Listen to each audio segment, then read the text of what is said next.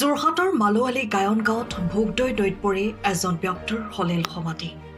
যোৰহাটৰ মালোৱালী গায়ন গাঁৱত ভোগদৈ নদীৰ ওপৰত নিৰ্মীয়মান অৱস্থাত থকা এখন দলঙত কৰ্মৰত অৱস্থাত হঠাতে নৈত ঢলি পৰে ব্যক্তিগৰাকী।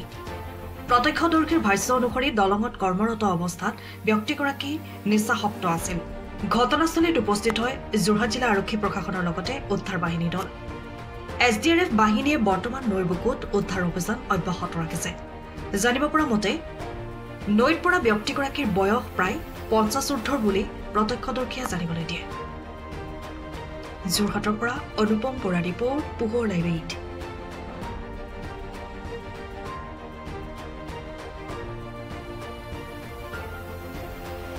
মানে এইকণতে মথাই কোনো পিলাৰত বহি আছিলে।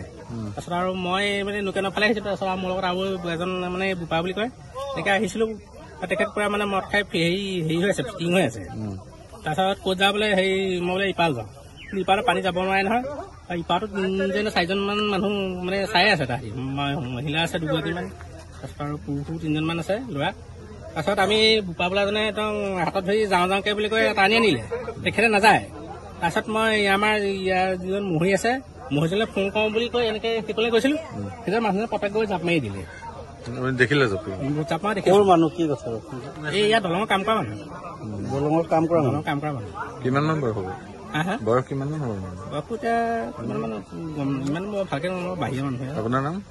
মোৰ 36 নাম পংকজ ভঁৰালী। ঘৰৰ ওচৰৰ পদূলিতে বহি আছিলে। বহি পেলাই মই অকমানি ল'ৰা এটাক ক'লো যে মানুহ এজন বহি আছে চাবাচোন। তাৰপৰা সৰু ল'ৰা এটাই মানে চালে, ল'ৰা কেইটামানৰ সৈতে চাই মেলি পেলাই তাহাঁতি ক'লে খুৰী গ'লগে। তাৰপৰা আমিও ভিতৰলৈ গ'লো। তাৰপিছত এই পংকজ ভঁৰালী বুলি এনেকৈ বোপা বুলি মানুহজনে এই তাহাঁতি কিবা নিজৰ কামত আহিছিলে ইয়ালৈ। আহি পেলাই মানুহজনে এইখিনিতে বস্তু-চস্তুকেইটা থৈ নামি দিলে হেনো। আপুনি নাযাব, আহক কৰিলে। তাৰপিছত মানুহজন মানে এই ইতিমধ্যে মানুহজন নামিয়ে দিলে বোলে। নমাৰ পিছত আৰু তাহাঁতি মানে নাওখন আনিবলৈ কৈছিলে, কিন্তু নাওখনে আনিবলৈ নোৱাৰিলে। কি কৰে মানুহটো একো নাজানো, আমি নাজানো। মই আজিলৈকে দেখাও নাই তেনেকে মানুহজনক। দলঙত কাম কৰা মানুহ বুলি দলঙত কাম কৰা মানুহ বুলি কৈছে। এতিয়া হয় নহয় ভালকে নাজানো। কিমান বয়স গম পাই নি? সবিশেষ বিলাক আমি নাজানো নহয়। ইয়াৰ নহয় নি? নাজানোৱে তাৰমানে মই সেইবিলাকৰ বিষয়ে। তাৰমানে কি হ'ল, মই ভাবিছিলো বঙালী মানুহ এজন তেনেকে কেতিয়াবা এদিন আগতে আহি পেলাই তেনেকে মদ খাই পৰি আছিলেহি।